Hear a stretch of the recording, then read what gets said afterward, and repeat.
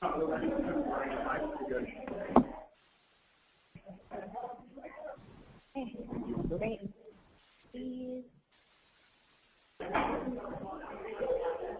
Good afternoon, everyone. We're going to go ahead and get started. Thank you for joining us today for our first Social Innovation Fund information session. It's good to see some familiar faces. My name is Megan Barp. I am the Vice President of Community Impact for Greater Twin Cities United Way, and we are thrilled to have all of you in the room to learn about this opportunity. It's also our very first webinar here at United Way, so we have a lot of people joining us via web, I think around 30 people as well. And one of the reasons why we're doing that is because this is a national search for the Social Innovation Fund. So a few things that we're going to cover today. I'm going to give a brief overview of our intent today. Michael Gore, the new Executive Director of Twin Cities Strive, will be giving an overview of our work in Strive and what that means as it relates to SIF. I'll be digging a little bit deeper on the actual Social Innovation Fund and what we're thinking in terms of our intent and our focus and the purpose of SIF. And then we're going to dig deep into the evaluation components as well as the financial compliance, which is significant as it relates to SIF, so that everyone knows exactly what we're thinking about.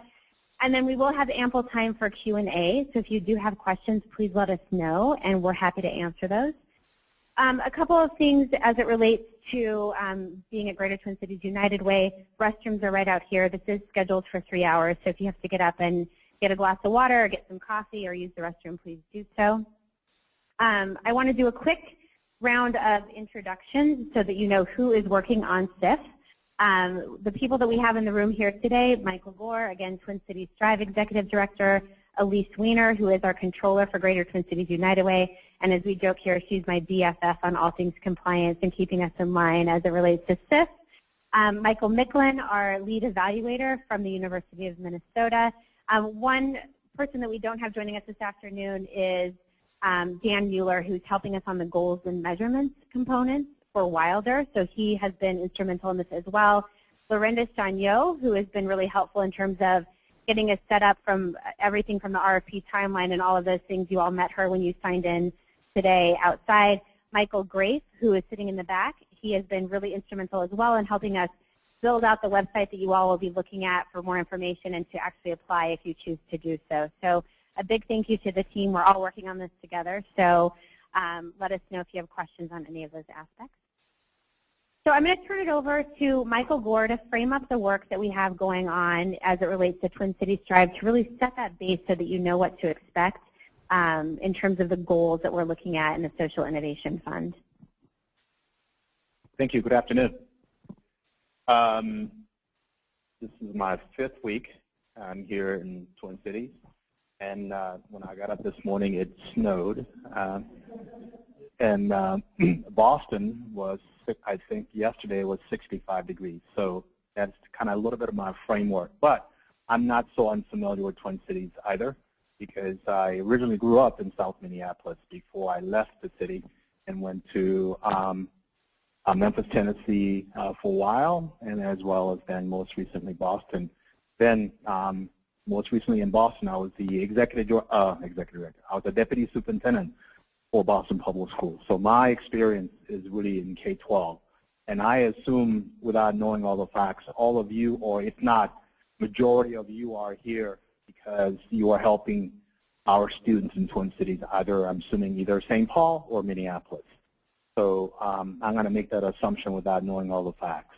So in terms of the work of, I just want to review briefly with you the work of Strive, soon to come post November 29th. Its name will change to something different, but right now we're considered called to be a Twin Cities Strive. So how many of you have heard of our organization? Oh my, I don't have to go through all the background and litany of the information, theory behind the change. So let me just then get to the point. I will not deliver this issue any further.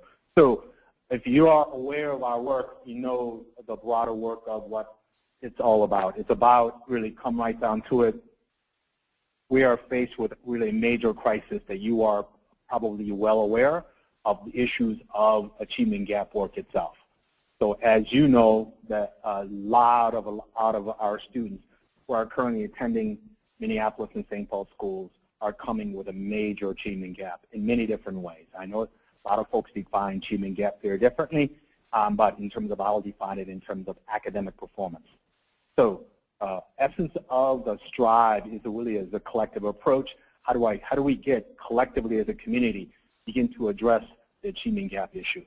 As you are well aware of, in terms of data that exists in our community, in terms of proficiency rate, in terms of grade 3, which is a leading indicator for a lot of the research has shown in terms of kids' graduation, as well as you are well aware, I'm sure, graduation rate for Minneapolis and St. Paul. And if you look even deeper in terms of subgroups, some of our students are graduating rate of 25% or less. So it is a major crisis in our community in terms of our future of our community. So Strive's work is really looking at that particular spectrum. So what are we looking at in terms of Strive? I'm sure most, if not all of you, what did I just do? Most, if not all of you, are working either in terms of either of the spectrums, in terms of kindergarten all the way to probably college, career, post-secondary component of it. So I'm sure if I asked you to put a dot next to it, you can put a dot in terms of this spectrum. This is our work, and this is our spectrum in terms of what we're interested in terms of SIF as well. And you'll hear a lot more from our colleagues in very soon. So we have, obviously, as you're well aware, a major problem with kindergarten readiness. So our kids come ill-prepared for a lot of reasons, and you are well aware of it, and going as they progress in terms of grade level all the way to college career readiness, that our kids are falling behind every step of the way. And latest data shows gap is widening, is not narrowing. So it is a major crisis in our community, and we need to fix the problem. Strive tries to look at isolating best practices, replicating successful model, so we can begin to figure out where the gap exists and begin to utilize best practice looking at data. And I hope that you are ready to use data, not somehow inference or anecdotal evidence, but we're going to look at data as a foundational discussion piece, and you'll hear a lot from my colleague as well. So these are the kind of a spectrum that we're looking at. Obviously, you have actual academic goals, as well as then there are supportive goals that are related to student family support that are probably non-related to academic goals. We're also looking at those as well. So in terms of Strive and what we're doing, we're about to launch what we call networks. There are a group of folks before I arrived have done a lot of work and made a recommendation to our board, and preliminary recommendations that we're going to launch 4 networks. One network, we're going to phase it in. Phase 1 is early literacy and college and career readiness. So that is a very wide spectrum, obviously big defined, and we're starting at age 3 all the way to grade 3, and college and career readiness obviously covers a whole lot of spectrum. So you will be able to define it very differently. That's phase 1. We're launching that sometime in early March. And second phase is really teacher excellence and then family student engagement aspect of our work. While that's happening, we want to kind of emphasize greater community re-engagement. There are a lot of work has been done since I know when this whole work has started in the past 6 months in terms of community engagement dialogue. What we want to do is re-engage community about what's happening regarding Strive and launching of our network. We want to re-engage with you as the providers for you to better understand the work of Strive. But more importantly, we want to engage with our parents and students for them to understand why this is such a crisis in our community regarding the gap itself and work itself. So we want to begin to identify what's working, replicate it, so we want to make sure that schools are helped. One thing I've learned, I'm sure you have learned this as well, and working in K-12 institution, I've worked in 3 different major urban school districts. Those of us who work in K-12 think we can do it by ourselves. I can assure you, as a deputy, recently I thought the same thing. Leave us alone, give us the money, foundation, we'll do what we need to do. We know what we're doing. We don't need all these partners telling us, we want to do relationship, we want to do this, and we want to do that. The reality is, they can't do it by themselves. We need partners like yourselves to support our kids. On a given day, and every school district I've been to, is that on a most optimistic on a given day, kids get about 4 to 5 hours of instructional time from a teacher. That means the rest of the time they're doing something else. Before school, after school, then you got all the breaks in between, so our kids need help, right? So we need our partners to make sure they're providing added value that is very targeted, specific, that is based on sound data, helping our students in terms of very specific target areas. So Strive is launching, as I said, 4 networks in category, and 2 initially, and 2 in phase 2. And our work, and you will hear a lot more connection between SIF and our community goals, as well as these 4 particular networks. We want to make sure that as you work, begin to get interested in SIF, also understand what we're doing in terms of Strive, because we want a complete alignment between SIF and Strive work itself. So there's a coherence in terms of what we're doing as a collectively as a community, and more importantly, understand your best practices. What's working, we want to replicate it and have and replicate a successful model, and making sure all kids have access to really great service programs that ultimately have a really excellent education throughout their, all the way from kindergarten all the way to really college career readiness. Okay? In terms of what this document does is give you a broad spectrum alignment. So we want to make sure you understand that as the Strive board identify a very particular 5 community-wide goals, that each of the networks that I just talked about are aligned accordingly. So this is kind of gives you a matrix of a kind of alignment and coherence. So you can see visually that each of the networks is aligned to kindergarten readiness and then third grade reading proficiency. As we all know, third grade reading proficiency is a key metric, a leading indicator for kids to be successful in terms of high school and post-high school. So we are very focused on third grade proficiency, but more importantly, early literacy as one major work, as I said earlier. And second one is the college career readiness, which goes into get kids ready, being ready in as early as 8th grade math in terms of algebra, all the way up to post-secondary completion, and obviously in between in terms of dropout rate as well as graduation rate. So you can see the kind of the measurement in terms of how each of the networks are connected to our broader community-wide goals. Those of you, I know you're very familiar with what we're talking about in terms of community-wide goals. So we will have kindergarten readiness, third grade reading proficiency, 8th grade math, high school graduation, and post-secondary completion. Okay, so those are the big 5 community goals that we're going to begin to measure ourselves, and also we're looking for a plan and ideas how you will support these 5 broad goals. So I'm going to then yield to my colleague Megan to talk about SIF. Okay, so we're going to dig in a little bit more to the Social Innovation Fund. So just to give a little bit of context as to why Greater Twin Cities United Way as it relates to this, many of you probably know this, but Greater Twin Cities United Way is acting as the host organization for Twin Cities Strive. So Michael is actually housed here at United Way, and we're providing a lot of in-kind support to get Strive really launched and off the ground here. So he's working in lockstep with our staff here to really make that happen. And if I flash back to March of this year when the Social Innovation Fund application was out and we decided to apply for it, we really wanted to use the Social Innovation Fund to really accelerate the work of Twin Cities Strive. So we were imagining a future where Michael would be on board and we had the goals set and we were ready to implement against this. So United Way is the financial, we have the financial responsibility for this grant and the implementation, kind of the fiscal agency for this. And then we'll be working closely with Michael to make sure that we implement this. So just to give you some details of the award, we were awarded a $2 million grant, $1 million per year for the next 2 years. With available funds, and as long as we meet performance metrics, we will be awarded for up to 5 years. So it's the potential of $5 million over 5 years. $800,000 of that will be invested into what we're calling sub-grants. So you'll hear more about that as we move through this. One of the requirements that you'll hear us say many, many times is that there is a 1-to-1 cash match requirement.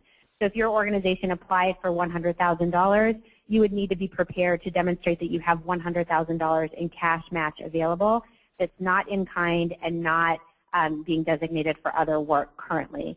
So that's something we'll talk more about. So ultimately what will happen is that we will be investing $1.6 million annually, including that match, into sub-grants that will align with the 5 goals that Michael just laid out for you. And we'll talk a little bit more about how that fits together.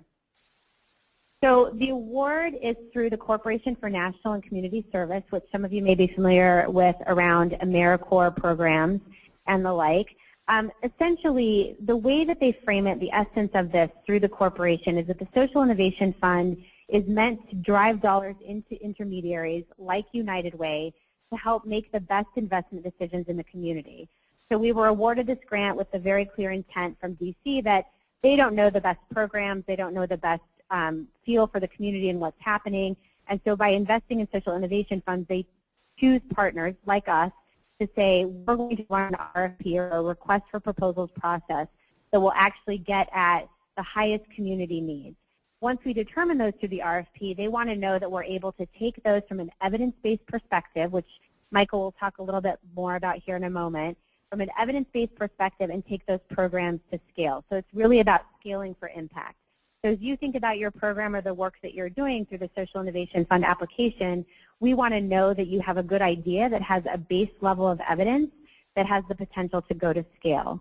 So as you look at the three, the intent of this up here also, it's really about, for us in our particular SIF grant, is all about the youth development aspect, so align with that education component.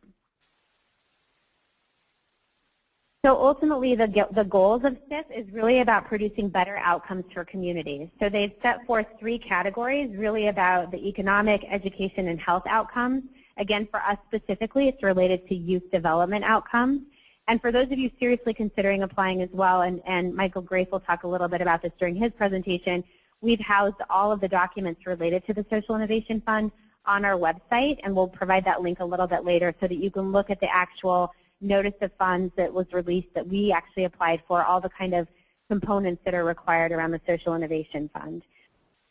Another big aspect of this is that it's really about sharing key learnings from the Social Innovation Fund. We are in year 3 of these funds being available from a federal perspective, and we're one of 20 national grantees who have these funds. So it's actually a quite small learning community, and the intent is to really take this information and share it broadly so that we know what's working in other communities, and we really know how to take the programs and scale those strategies that are working. So you're going to hear us all repeat this a lot. It's about evaluation. It's about scaling what works. It's about looking at that data. Michael said this very nicely in his presentation, that we really are interested in the data and what's working and your ability to show us that what you are doing is working.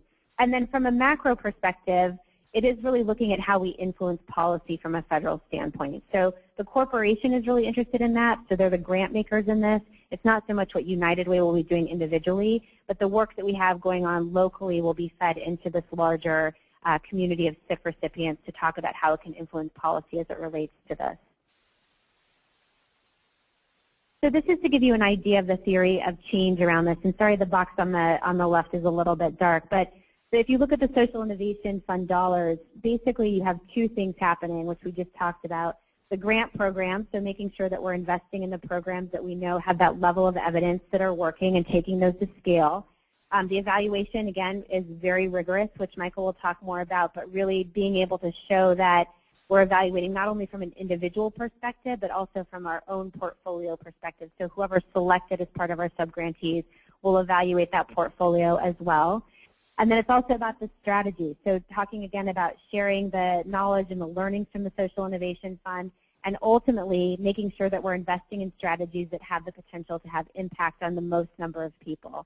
So we want to know that the investments that we're making in the Social Innovation Fund actually have an impact on the work happening in the community. So the way that we've been talking a lot about this here is that it's really about making sure that it's child and youth centered, because we know that that's what's really at the essence of Twin Cities Strive as well. And then this is just to give you kind of an overview of what we're talking about as it relates to Strive. And just to reiterate what Michael said in his comments, SIF is meant to be a slice of what's happening in Strive. It's meant to perfectly align with what's happening there. We've been working on this from the beginning since Michael started 4 weeks ago, and I think I overwhelmed you day 1 with SIF, but you're fully up to speed now. So it's really about making sure that we have that good alignment. This is very much focused on the urban core of Minneapolis and St. Paul. So if we have national people who are listening in as well, The capability has to be that you're able to deliver services within Minneapolis and St. Paul within a very specific urban core. So we'll have that loaded in our FAQ that will be online.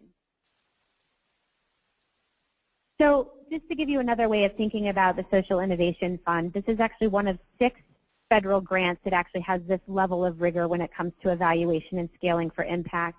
And really it is about relying on experienced intermediaries like United Way to be able to deliver this. So having a trusted partner. If you look at the list of SIF recipients around the country, you'll see many, many United Ways who are at the core of this work happening in year 1 and year 2, and then again in year 3. The evaluations are very rigorous, knowing that we have at least preliminary models of evidence in place, and we'll talk more in depth about what we mean by preliminary and taking those preliminary models of evidence into at least moderate levels. So we're going to talk more about what that looks like and the expectations around that so you can make the best decision around whether or not your organization should apply. Again, there's that rigorous match component, so making sure that you have partners in place. Upon submission of the application, we're looking for at least a 50% commitment of those matched dollars.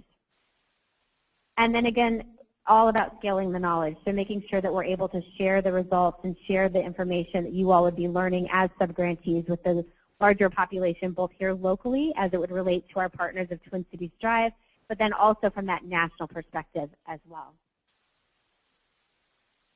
So with that, I'm going to turn it over to Michael Micklin, who will talk more about evaluation, and we'll get into the details of that.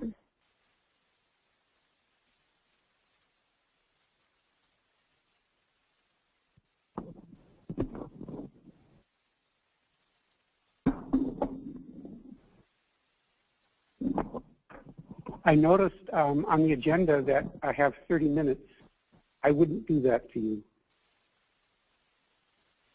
I wouldn't do it to me.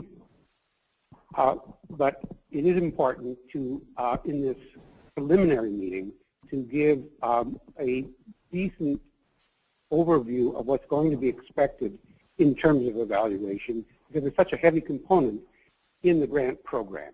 And I'll try to do that. Of the 4 components on the SIF model, 2 of them speak very much to what I'm talking about. And that's the one that's come up over and over again about evidence-based decision-making and rigorous evaluation. And the other is the component that has to do with capturing and applying and sharing knowledge from the SIF experience. But one of the kinds of words that isn't used here, and they keep talking about evaluation, is that I think successful sub-grantee applicants will be those who are more welcoming to joining a very interesting research project and not being stymied by a notion of evaluation, but that we're going out and doing research together, figuring out how we can do all of this better and more of it too. My remarks today will have a lot to do with the notion of evidence demonstrating, evidence that demonstrates effectiveness from the funded programs.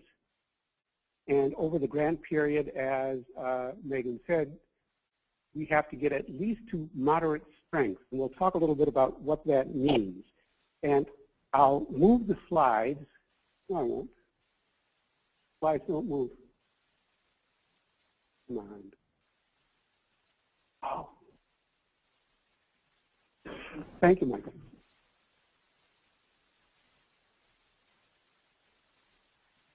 Yes. I won't read slides to you. You can, most of you read better than I do. I'm going to skip over this and go to one later slide before I get into levels of evidence. And that, both of you have many other contexts. That is the framework of a logic model. Increasing strength of evaluation data is not its label. That's a logic model. And we're going to talk mostly about evidence now, but successful subgrantees will be able to present a coherent logic model on what it is we're doing, with their resources and why it is that their theory of action, why it works, makes sense. And so logic models will be in here. We'll be talking about the resources, activities, outputs. That is, what is the direct result of what happens because of your activities. And outcomes are the kind of short time outcomes.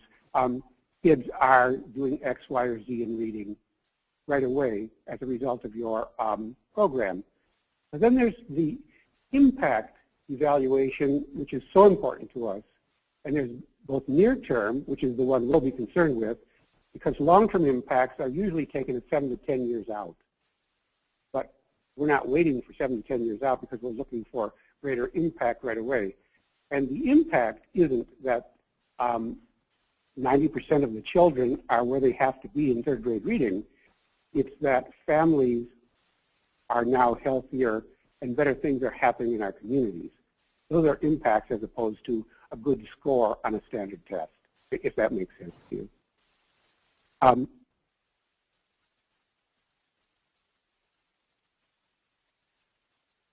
So going back,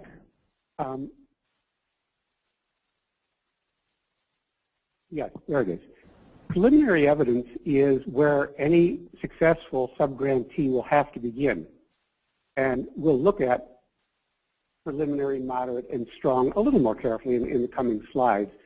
But essentially what you have in this continuum of preliminary, moderate, and strong evidence is a continuum of greater strength in being able to make claims about cause and effect, causality. Preliminary evidence, just the short version, is you cannot make causal claims because of the way that the evidence that you do have has been collected. The moderate level is causal claims have been established. It's just that they weren't done in such a rigorous way that we can rule out all kinds of other things that may have contributed to why the successes have occurred. Strong evidence comes from very rigorous experimental studies, like randomized controlled trials. And most of you are not ready to jump into that tomorrow. And I would not be surprised if that's the case. So there we go. Preliminary, it's more than a whim. You have a very good idea. You have a strong research hypothesis. Your program or a similar program has some evidence that if you do the things you're proposing, something good happens with kids. They're reading better. Pre- and post-tests show that there's a gain, but it may not have been your own research. It may have been someone else's research that supports that change. In that sense, of preliminary. Typically, at this level, there was no attempt to find a comparison group, certainly no randomized distribution of, the mice in this box versus the mice in this box, and the one box gets for Cheerios and the other box gets, I suppose, Coca-Cola. That's the way we did it. Here's an example story. Again, I won't read it to you, but essentially the tutoring program goes in, helps kids that are indicated, kids get better. You have some evidence that what you're doing in your tutoring program is working. And people like it, and they want more of it. And you're looking for support to do more of it. But you don't have the kind of evidence that would make a strong claim about cause and effect. In that sense, it's only preliminary. You're not being scolded where it is. Moderate means that we have indeed engaged in studies. And the jargon word is usually quasi-experimental studies. We still can't randomize. But we can find ways of configuring adequate comparison groups. They're not control groups yet. We reserve that for when we can randomize. But there's appropriate comparison groups, and that there are appropriate kinds of statistical modeling so that the proper tests can be run, And now we are further along the cause and effect continuum, and we are able to make and substantiate causal claims, not in the strongest terms, but in moderate terms. And that will be the minimum progress we hope all the programs in the portfolio over several years working in the SIF project and Twin Cities Strive will achieve. In fact, we're committed to that. That's the heavy part in evaluation. Here is another story that you can read at your leisure or read up there. So we have an interesting program, and it's oversubscribed. In other words, there are more kids who are eligible than we can serve. Well, in the jargon, one of the things that this sets up, as long as I have a good metric on why they're eligible, is that I can, wait for it, you can do a regression discontinuity design. I know I'll stop. But I appreciate the chuckle. In other words, there's a way of producing a good comparison group, but you couldn't randomize the kids. And it's wherever the cutoff was on the scores on eligibility, and right around that cutoff score, you have large enough groups to do a very nice comparison. They're almost exactly the same. One gets the goodie, and one just gets the same old. And you test them when it starts, and you test them when it's over, and lo and behold, your program has achieved dramatically good things compared to the kids who could have been in your program, but space wouldn't allow them in. That's one way that those kinds of control groups work. It's quasi-experimental. You couldn't randomize. There are appropriate statistics to do it. And there are other kinds of setups like that. But this is a good discontinuity design. It's a setup to tell the story. So, I feel like I know something. Strong support is the scientific randomized control study. The medical model driving all of this, of course. But you want to get to strong, and one of the ways it gets strong besides randomization is that not only do you have decent comparison groups, you have multiple groups that can do valid kinds of inference drawing that says it works for more than just these 20 children that we've been working with. In other words, there are several groups. You've gone out and made what, again, in the jargon we call strong external validity. And that is just the spreading of the populations to which the kinds of programs you're talking about and want to conduct are being efficacious. They're helping all kinds of students and not just a very narrow range of students. And so that kind of study is harder to do, it's more expensive to do. It demands a lot of control because if you're able to randomize kids and some gets the goodie and some doesn't get the goodie, but they get the same old, other things are still going on in the world. So it needs a tremendous amount of supervision and I'll call it quality control, and thus gets to be very, very expensive. I hope besides amusing you about levels of evidence, you already have some sense of what I mean by joining in experimental research, because we're trying to get a stronger sense of what works and not just we know it helps. No, one anecdote, two anecdotes, we have a story, but we don't have the kind of evidence that we need. Oh, that's I ruined that story already. One of the things that will happen, and you'll hear more about applying, is that the kinds of documentation you'll need to establish where you are in the continuum of strength of evidence, that'll be established most likely by reports, perhaps even by some kinds of publications. The RFP evaluation will include the kind of expertise that I bring in evaluation to the table. So it's not just a slogan that you really have to be interested in evaluation. It'll have to be demonstrated in the planning. And there will be a rubric that awards points to various aspects of evaluation, including the design, the ability to envision how you can get comparison groups, how that's going to work.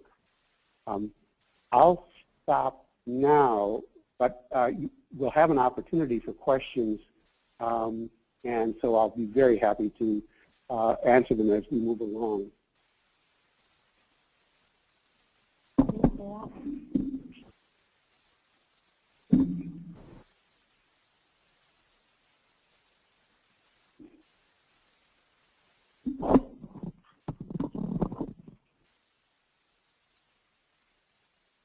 Okay, compliance. Now, Megan and Michael got to talk about all the fun stuff. I get to talk about compliance. And I'm the controller here at United Way. I come by my title honestly. Everyone will admit that here at United Way. With this federal grant comes, of course, all the requirements of accounting according to the rules and regulations of the federal government. The Corporation for National Community Service, when we went for some orientation, gave us some characteristics of effective financial management, all of which we'll be looking for when we're looking at the RFPs and your applications and that sort of thing. Policies and procedures, they're very big on the policies and procedures being in place within your organization, reviewed and updated, monitored throughout the organization. Trained financial staff kind of goes without question, and having some experience with federal grants is definitely going to be a positive as we try and roll all this together. As Megan said, this is the third year of the SIF grant, and we're kind of all the intermediaries are learning as we go along the information that the corporation is looking for as far as financial reporting, compliance, and that sort of thing. And every year it changes slightly, so it's not stuck in mud. One of the things that they stressed was cross-training. For instance, if you've got somebody that is going to be, as a sub-grantee, reporting financial information to us so that we can roll it up and report quarterly to the corporation, having a backup in case that person wins the lottery, doesn't come in the next day, you know, that sort of thing. So cross-training is important, and having the full support of your board and finance committee is going to be very important, because this is going to be time-intensive. Megan calls this steroids. This is a federal grant on steroids, so it seems to be more intense than the normal federal grant process. Probably because they're kind of new in this. It's only 3 years, and they're looking for the best bang for their buck. We'll be looking for an efficient accounting system. You're going to have to be able to distinguish between grant and non-grant related expenditures, so we're going to have to be able to see that you can account for the difference between the grant dollars and the non-grant dollars and expenses by program year and according to the budget categories that you line item out in your application. The direct and indirect costs, and accounting, if you do have other federal grants, being able to account for them separately. This one comes under the AmeriCorps mission, and if you want to know, it's the CFDA 94019. In case your financial person back at the office is going, what do we have to comply with? That's in the OMB circular, so we'll give you some kind of information as far as what you need to comply with. We'll be operating under the basic OMB circulars, cost principles, your A21 if you're an educational institution, or A122 if you're a nonprofit, and then your basic accounting system documentation requirements under A110. And I know, isn't this fun, CFRs and A110s? Ooh. A133 comes into play, of course, if you have expended more than $500,000 for any federal grant in total. If you do have an A133 audit, we'll be looking to see the audit results and the reports from your auditors and that sort of thing as far as the application. Budget considerations. There will be a budget template included in the application. You'll be required to line item out a budget for 1 and 2 years, the first and the second. The budget, because we're granting you $100,000 in a minimum, and then you're having to fund up the match, one-for-one match. You'll actually be line iteming the expenses out based on the grant from us, the sub-grant, and then your expenses related to your match. So you're actually going to have like 4 columns you're going to have to detail out as far as expenses and how you're going to expend those funds. The categories in the template, we're going to be looking for a narrative that just kind of explains how those expenses, you know, whatever the totals are that you're going to spend and how you're going to expend it, how it's going to support the program. Sub-granting, we're doing the sub-granting. You can't, sorry. You get to do the work. And costs have to be allowable under the OMB circulars, the A110, A122 circulars. You have to, in the budget template, there will be detail about including an evaluation component for the cost. We're suggesting 3 to 5%. Megan can give you more detail on that. The major portion of the evaluation cost is going to be covered within the dollars that United Way or Stride is managing. So we just need you to factor in about 3 to 5% out of your budget. And the fun part about being under AmeriCorps is the criminal background check, which will be required, all 3 parts, for anybody who is a covered person. And you can go to that very little teeny website and check out the requirements. But basically, a covered person is anybody who is receiving a salary in this program and is working with the vulnerable population. And the corporation and SIF stress this every time we had a meeting or a webinar or a conference, that it is the #1 finding that the criminal background checks have not been completed. So we'll be looking for that from our sub-grantees as far as being completed and in compliance. Megan mentioned the match requirements. There's a 1-to-1 match, cash only, and it has to be from new funding sources, and in-kind is not allowed. So it's pretty rigorous match. If you get $100,000, you need to be able to, at the time of application, be able to submit some sort of a commitment letter that says you've got 50% match lined up, and that you've got evidence that you can find the other 50%. And then the grants management. Our intent right now is to manage the grant as a reimbursement basis on a monthly invoicing and reporting schedule. It has to be a reimbursement basis based on the rules of the corporation and SIF. So just keep in mind and bring your financial people in on your application and such that you'll have to upfront the money to cover your expenses until you can get reimbursed from us. The invoicing and financial reporting will require supporting documentation for each expense that you're asking for reimbursement for.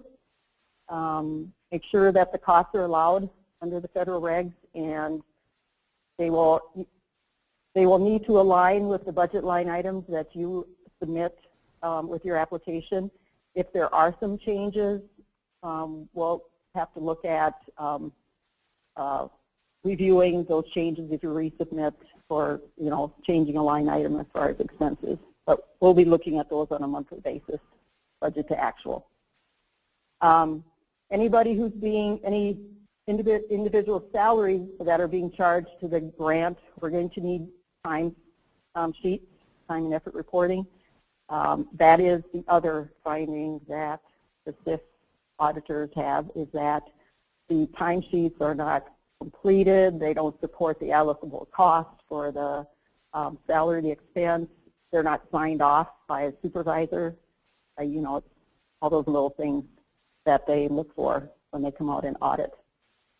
And one of the big ahas when we were putting all this together was the separate reporting of expenses. The sub-grant share that you're receiving from us versus the match that you are providing needs to be accounted for in two separate buckets. We have to roll all this together based on sub-grant and match, and then we have to do the same from our standpoint. So we're actually going to be taking 4 buckets and reporting one time to the federal government, but we need to be able to support the 4 buckets for the expenses, be they salary or direct expenses, you know, that sort of thing. So it's a little bit different than some federal grants, but because of the nature of this intermediary sub-grantee model that they're using, they want to see that they're getting the results from the sub-grantees for the dollars that are being expended. And now it's application time, but I think Megan's going to help you with that. We'll pause for just a second to see if anybody has any questions. Thanks, Elise. A couple of things that I want to note. So for those of you who are currently United Way funded, Elise is right. I have been calling this United Way on steroids because it is much more rigorous than what we currently do from a financial perspective and then also a reporting perspective, so the frequency is different. So just keep that in mind as you think about applying for this. And then, you know, the other thing that I just want to note is that our intent with the information sessions as we lead into our RFP trainings in early December, this is really an opportunity to ask us the tough questions so that you can opt in or opt out based on what you're able to do as part of your own agency or your program's work. So we're here to answer questions. Michael Gore had to leave a bit early, so if you have Strive questions, I told him that I will pinch hit to the best of my ability, but we can also get back to you if you have something very specific. And then, of course, evaluation, and before we hear from our third Michael of the day. So if you haven't picked up yet, you have to be named Michael or have a really good sense of humor to work on SIF. That's our requirement. So questions that the group has about, yeah, go ahead.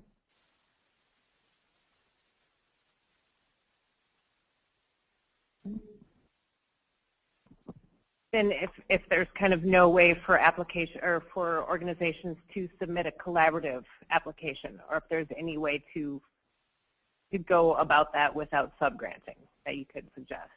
Right. So the question is, what's the restriction on subgranting? If you are a subgrantee, if you can't subgrant out funds, what does that mean for any kind of collaborative approach that you might have as it relates to SIF?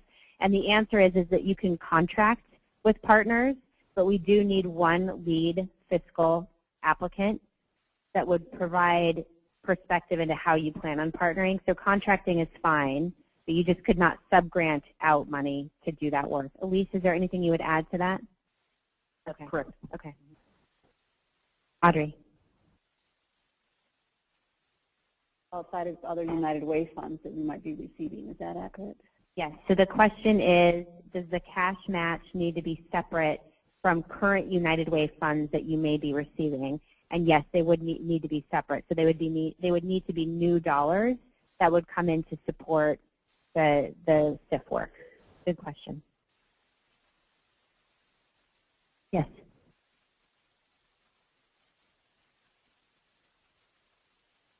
Mm-hmm.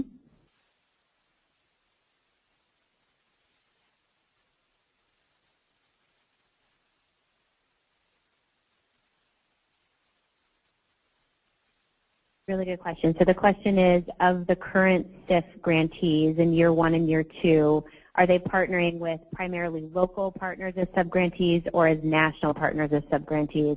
And it's really all across the board. It just depends on the model that they're implementing. So some of the SIF recipients are national, organizations who are implementing this with many, many sub-grantees. Some are very targeted with local implementation, but we actually, as we were going through our clarifying round with the Social Innovation Fund, one of the places that we were pushed back on is to really do a national search, and that was one of the pieces that the corporation really wanted to see, and so that's why we're extending it broadly in terms of our search for sub-grantees. But it really just depends on the work that the individual grantees are doing.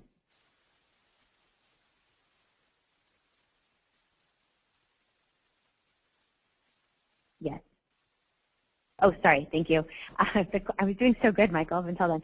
The question is, are other public entities allowed to apply outside of nonprofits, such as schools or government agencies?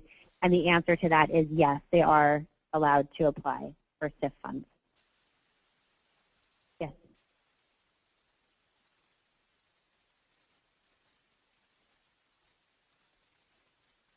So we are open to any strong proposals with, the question is, do we have priorities of the areas that we're focused on, either early grade literacy or the post-secondary, the college and career readiness component? We actually are open to any strong proposals that are aligned against any of the 5 goals that have been outlined by STRIVE. So the slide that we have around kindergarten readiness, early grade literacy, 8th grade algebra, high school graduation, post-secondary options, those are all open for strong proposals that would come in. We haven't prioritized. Can I take one question behind you first? Thanks. Yes, I just wanted to ask for clarification regarding the research aspect of the proposal itself. Am I correct in hearing that you're looking for applicants who already can present evidence that what they're doing is working? And so if they don't have evidence or any kind of study data that they've already done, they probably should not consider applying? So the question is levels of evidence of a program that's actually applying for SIF funds. Do they actually have to have those levels of evidence, the preliminary levels of evidence, in order to apply for SIF? The distinction is, and Michael, if you want to jump in, the distinction that you'll see in the RFP is that you need to demonstrate that your program has preliminary evidence, levels of evidence, or a program similar to yours has the preliminary level of evidence. Now, I will say we're expecting this to be highly competitive, so that will be one of the aspects that we look at when we review with Michael's expertise on this. And then, Michael, I'll look to you. Is there anything that you want to clarify on that? No, you did it very well. One reason it's preliminary is it could be someone else's evidence, David. It might not be yours. But I can't see a winning application without the ability to make it clear why this ought to work. I mean, that's the logic model. That's going to have to be there as well. So a couple of questions that we have from our online partners here. One is, are charter schools and or school districts eligible to apply? The question is yes. That is an area, a category of folks who can apply for funding. And part 2 of that question, do new dollars have to be from a new funder, for example, no prior relationship, or can a current funder allocate additional matching funds for this purpose? You can actually have current existing relationships where the dollars are allocated towards this purpose. It doesn't have to be a brand new funder. So we expect that many people will ask their current funders for additional support in this area. It doesn't have to be somebody brand new. And then, is there a limit to the percent of admin that can be included in the budget? I'm looking at Elise for this question. There is not a specific limit to the administrative cost. The corporation and SIF does not look at it, the dollars, as you're going to get 20% to cover your admin. They are looking for specific cost allocation. If you've got some indirect costs, we need to know exactly what those direct costs are and how they're being allocated. They're not about the normal 20% admin cost, and you don't have to document. We're not We're not going to deal with the indirect cost rate in this case. This and the corporation basically says, like I said, they want specific costs detailed. Another question that came in online is, what is the maximum amount that you can apply for? I will say the minimum amount that you can apply for is $100,000. That's the minimum for the award that will be given. And really, you know, given that we have $800,000 to give out, we will definitely be looking at all of these things that we've been talking about today: levels of evidence, financial capabilities in terms of executing against the grant, and then, of course, the actual program design and theory of change that you will provide to understand where our investments will go the furthest. But it will definitely be a minimum of $100,000. Other questions? Yes.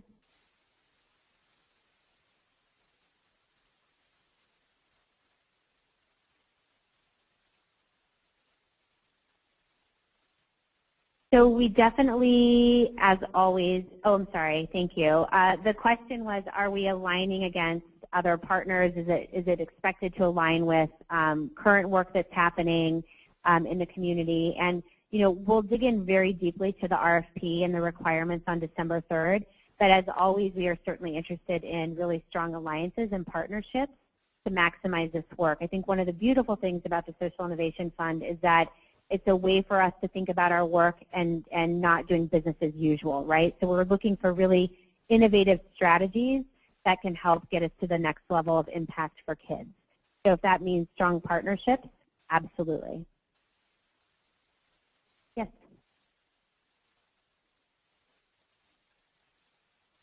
So the question is, how many years are we looking at funding subgrants? So when you dig into the RFP when it's released, we'll be looking for 2 years worth of a program budget. And ideally what would happen is we would get great results and we'll be funded for up to 5 years. But we definitely, so this is again for United Way funded agencies, we're definitely digging in and managing subgrants in a very different way. So the expectations are much higher, and we'll be working with subgrantees in a more hands-on way than some of you are probably used to. And so the expectation of getting results across those 2 years will be really important. And then, again, based on available funds and our overall portfolio performance, we'll be looking to renew grants.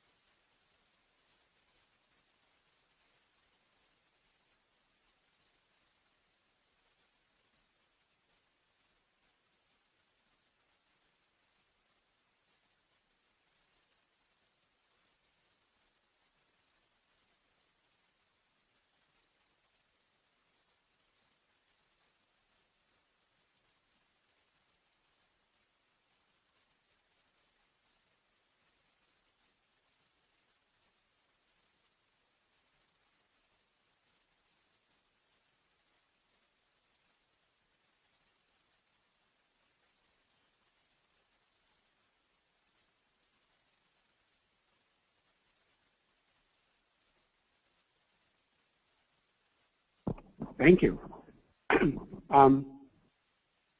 This ties nicely to the previous question about how long is the grant period. And part of the issue around the 2-year grant really has to do with whether or not the federal funding will be there. And there's no reason not to say that out loud. Although we're very encouraged that the length of the grant for good programs, productive programs, will be the 5 years. I agree with you that some sorts of things are absolutely laughable about the goals of the changes you're going to make, and we're going to hold you to that in 1 year. That is, in so many ways, crazy. But one of the kinds of things that we would do is develop different sets of near-term and longer-term outcomes. And one of the issues, of course, in the evaluation, I think it'll be traditional in the sense of statistical operation and statistical thinking. I mean, I'm too old to get untraditional right now. But what's going to happen is that we will work very hard with the successful sub-grantees, those that make awards. And here you're going to respond to an RFP. One thing I ought to let you know is that there's going to be a long period where we have to work together to produce a sub-grantee evaluation plan that the feds have to approve. So it's not as simple as our getting together, liking your application, and it looks good, go to work, here's your money. No, it's going, that kind of monitoring that Megan was talking about is going to occur. And we were already notified that no one's first draft of their sub-grantee evaluation plan is ever approved. They always send it back. So we work a little longer into the summer, and we get it approved. The reason I draw this out is that I don't think we will make any foolish kinds of claims about what we can do in 1 year or 2 years or 3 years. But I think it's a matter of being absolutely clear in how we think the program works, what are the appropriate near-term and long-term measures, and reading by third, I'm sure that it's going to have something to do with MCA2s, that they're just going to require it. But there's going to be other measures too. I hope that helps. Your question is excellent. If I can add just a bit to that as well, and Michael is saying this, one of the things that sets SIF apart is that we will be doing individual sub-grant evaluation plans with each and every sub-grantee.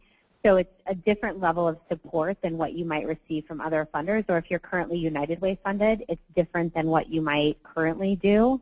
And then again, there's that overall portfolio evaluation that will take place too. So it will be working in partnership with our sub-grantees, and as Michael mentioned, what are the kind of near-term goals that we can meet as it relates to evaluation, and what are some of those longer term. I want to just address a few questions that have come up from our webinar folks. One of the questions that has come up is, when will we expect to announce who the sub-grantees will be? And we'll get into the timeline a little bit later, but we expect that to happen right around April 1st, which was not planned for April Fool's Day, just so you know. Another question that came up was around the award. Is it $50,000 per year for 2 years, or is it $100,000 per year? It's a minimum of $100,000 per year for the length of at least 2 years, as we've said. Another question that came up was, is this targeted towards early grade literacy or up to 3rd grade, or is it available for all age groups, K through 12? It's actually available for all against those goals that we laid out as part of STRIVE. So kids being ready for kindergarten, reading by 3rd grade, 8th grade algebra, high school graduation, and so on. And so there, we do want to get a good pool of applicants who are aligned against those goals. And someone wanted to know when the slide deck would be available as well. That will be available online, and we'll share that website at the end of this session of where you can get all of the materials that we're talking about today. Did I miss any of that? Good. Yeah.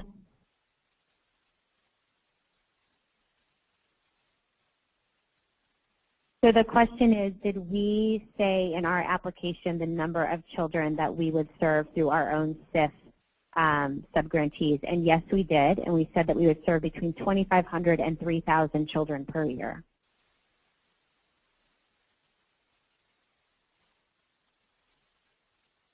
So the question is, are we 2 years into the project? To clarify that, the federal government is 2 years into the project, and this is year 3 of the federal project, but year 1 for us. So we are a recipient of the year 3 CIF process, but they've been underway for 2 years with other grantees. Yes, Giovanni.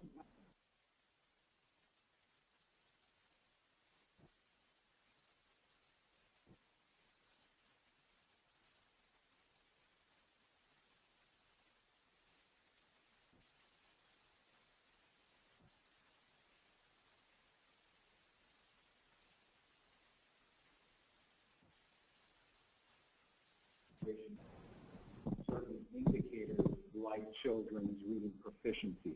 But are you also looking for unique or specific program components or elements that impact those outcome achievements?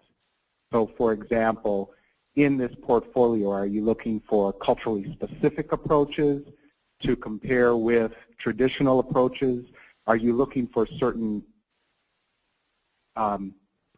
factors that contribute to the outcomes that you're looking for, and will that feed into the criteria or the sort of portfolio that you're trying to pull together?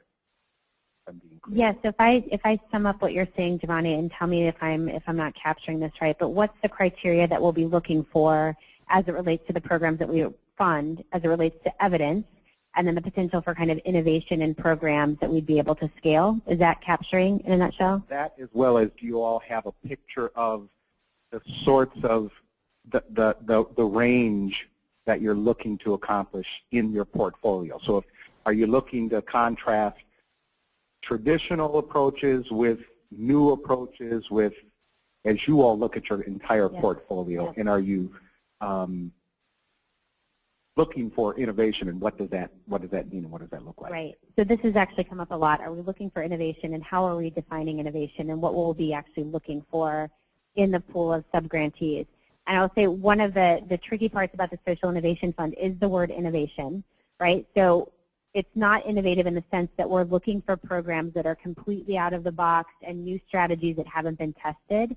We would still need to see those preliminary levels of evidence as defined by Michael, and then you'll see it very clearly laid out in the RFP as well, that you have strong research that it has the evidence to actually work, right? So you'd have to demonstrate those preliminary models, but to get at your question around the cultural relevance, that's something that's extremely important to us in the actual RFP and something that will be used to score the overall proposals as well. So we're interested in really innovative strategies as long as we have a preliminary level of evidence that they will meet the goals of the Social Innovation Fund. Does that answer your question? Sure, go ahead.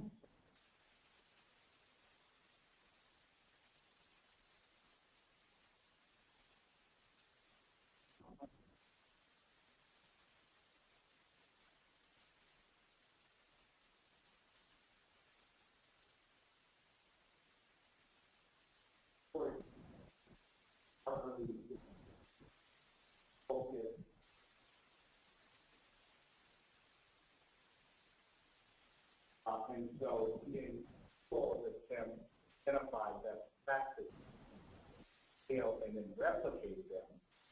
Our evaluation plan, do we need to spell out not just outcomes that we want for children, but what are those evidence-based program design that could help inform? Yeah, so the question part 2 is when you spell out your evaluation plan as part of the application, you need to spell out not only outcomes for children, but the strategies that help you get to those outcomes and why they contribute to your evidence base. Is that accurate? So yes, you'll have questions in the actual application that will definitely want you to explain your evaluation and what you're working on, but we also want to know what the essence is of your program that is contributing to that factor. And we're thinking about that as our theory of change and then your program model. So you'll have ample opportunity to talk about those elements and the impact that you're having with your strategies. So yeah, we do want to know that kind of detail. Michael, anything you'd add to that?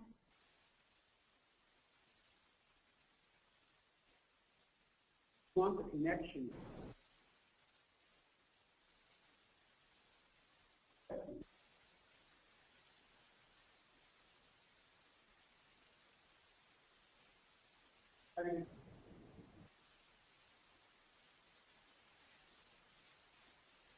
cost to pay off. A very important narrative to be able to deliver. Yeah. Tying into that conversation, when you're looking for the preliminary levels of evidence in the application, kind of as the output for the grant, are you looking for those moderate levels of evidence to come out of the grant or strong levels of evidence? And does it relate, maybe fewer children will be served if you're going to provide strong levels of evidence, but more children could be served at the moderate level? Are you kind of taking that into consideration? So I'll let Michael answer this one, but the question is, in terms of levels of evidence in the application, what are the expectations of providing demonstrated ability in either preliminary, moderate, or strong, and will that equate to numbers served? Am I hearing you correctly? Okay. We have not talked about a criterion that is very directly related to numbers served. In other words, it doesn't mean that the people on the various committees here at United Way and Strive, they might have figures in their head, but it hasn't serviced me. I don't want to make any up. But I used to make stuff up. So the intent is the hope that we will strong evidence practices as a part of this grant or no. Moderate? Is that really quick? So the question is the expectation that you would demonstrate strong levels of evidence in your application related to SIF? Demonstrate it in the application to SIF, I'd be very surprised. And not necessarily in the application, but all the grant. The pressure we're putting on ourselves as colleagues, you and I, is to get you to moderate at least from 1 to 5 years. Just to clarify that in terms of levels of evidence and our expectations around levels and numbers served, you know, thinking about our own work here at United Way, I think the majority of our programs fall somewhere between preliminary and moderate, right? I think we have very few that lend towards the strong levels of evidence. So as you think about your work, that's something that we're already thinking about for applications. And then in terms of numbers served, we're much more interested in making sure that we select strong sub-grantees who are kind of the complete package, right? They're able to deliver on at least preliminary levels of evidence. They have good strategies in place. They have good financial compliance mechanisms in place at the organization. They have demonstrated ability to take on this kind of rigor around a grant. That's what's really important to us as we do this. It won't be a number scan. That'll certainly be something we're interested in, but not a make or break criteria.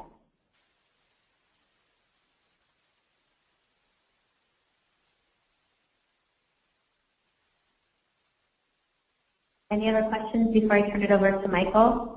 There will be ample opportunities to ask questions. If you think of something after you leave today, you can shoot us an email at sif@unitedwaytwincities.org, and we'll share that here in a minute. We'll be posting many of these questions and our frequently asked questions on our website, so you can reference them there as well. So feel free to reach out to us. There will be another opportunity to hear an information session to one of your colleagues. That will be on Wednesday of this week, and that will also be posted on our website. And then we're doing our actual RFP trainings, which we'll talk more about in just a moment, the week of December 3rd. So that's when the application will go live on December 3rd, and we'll spend much more time digging into the actual requirements of the RFP at that time, as well as the full application. So Michael is here to give you a preview of the application and what to expect. Thanks, Megan. And just to reiterate what Megan said, this is going to be pretty brief. I anticipate my comments being very brief here. Is the December 3rd application training will be available for those who do go forward and choose to make application. And at that point, we'll go into the mechanics of how to apply and take a look at the application itself.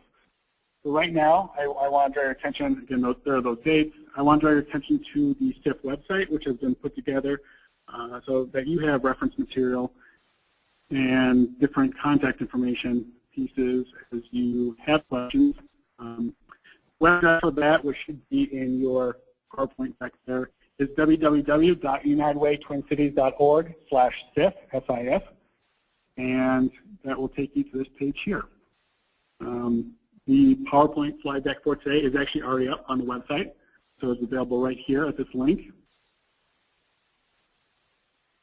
And the upcoming registration, the webinar registration link is also on here for the December 3rd date, as well as an overview of the timeline. Some other helpful documents are on this website. And finally, a link to request access to the application system is here. If you are confident that you will be going forward and making an application, it is a good idea to go ahead and request that an account be set up for you. Every individual needing access to the online application system will need an account set up. It is a somewhat manual process for us. We need to approve the request. Once we receive it, it takes 2 to 4 business days. So when we launch that application on the 3rd of December, if you would like immediate access, it's a good idea to request a new user account ahead of time.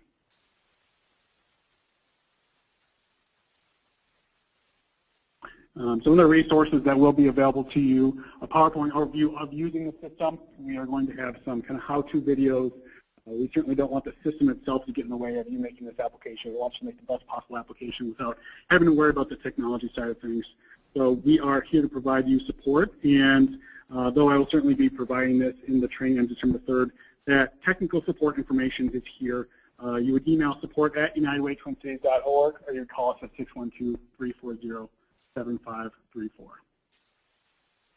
Just a little bit about the service level agreement that we have available to you. We will be available to provide technical support Monday through Friday, 8 a.m. to 4:30 p.m. And there's a document on the website that kind of details the service level we are able to provide. And finally, just a quick overview of the important dates. Yes, absolutely. So I just want to walk us through the dates really quick so that we're clear on the process. Again, the RFP will be released on December 3rd. We'll host the orientations as needed beyond December 3rd and 5th if we need additional support for the grantees, but we'll have those in December. Applications will be due on January 11th at noon, just so you, and that's Central Time. We'll have those due at noon on January 11th Central Time. And then January and February is when we'll have our team reviewing the proposals and scoring those proposals. And then we will have site visits with our potential sub-grantees. And then those will go to the review committee. Now this is the Twin Cities Strive Review Committee who will actually approve these, not United Way's review committee, and then the executive committee of Strive as well. So our partners there will be reviewing these, and then funding is slated to begin on April 1st of 2013. And there's one step in here that's not on this list, but we will potentially be asking finalists to come in and present to the Twin Cities Strive Executive Committee and other key partners in our final decision-making process, which is a different step than what we typically do here at United Way. So I just want people to start thinking about the different steps that we'll have involved there in terms of getting our funding out the door. Any questions about the timeline? So again, if you have questions, here's the email address. Let us know, sif@unitedwaytwincities.org, sif@unitedwaytwincities.org. As Michael mentioned, technical support goes to support@unitedwaytwincities.org.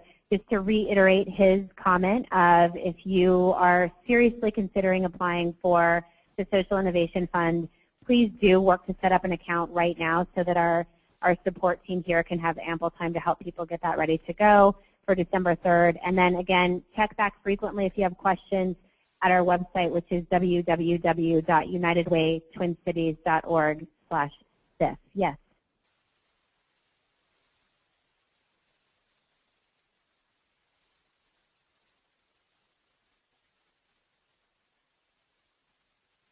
So the question is, if I'm currently a current United Way funded organization, do I need to set up another account? And I'm going to let Michael answer that. Is this working? Yep.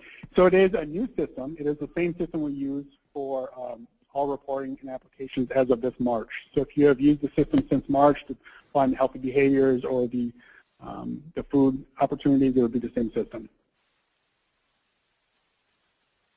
Did I have another question in the audience? Yes, Giovanni.